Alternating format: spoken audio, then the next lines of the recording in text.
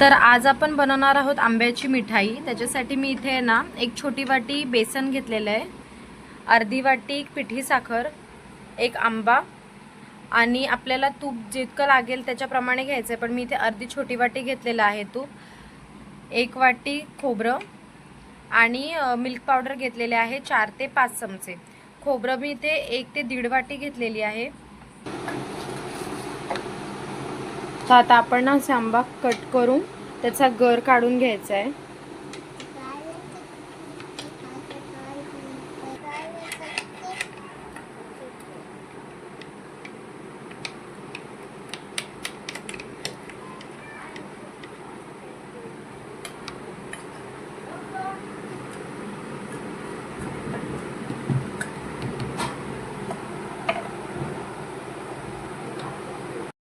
आता आपण आंबा मिक्सरला बारीक करून त्याची प्युरी करून घेणार आहोत। आता मी इथे प्युरी करून घेतलेली आहे त्याची व्यवस्थित।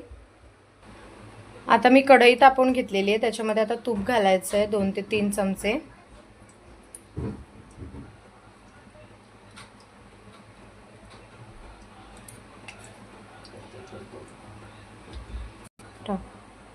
आता मी ना तुपामध्ये बेसन ऍड करते।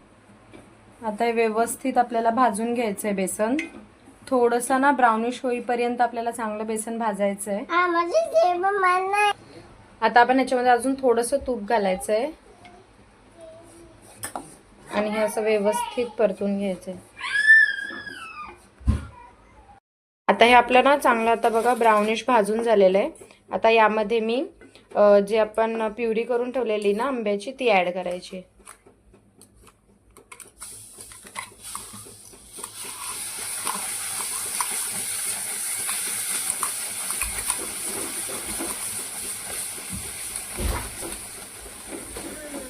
आता यामध्ये ना आपल्याला पिठी साखर आणि मिल्क पावडर घालायची आहे। पहिले मी मिल्क पावडर ऍड करते आणि मग पिठी साखर ऍड करते।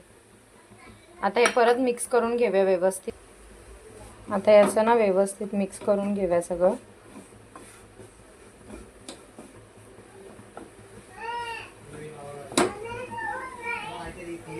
आता हे व्यवस्थित मिक्स करून झालेलं आहे।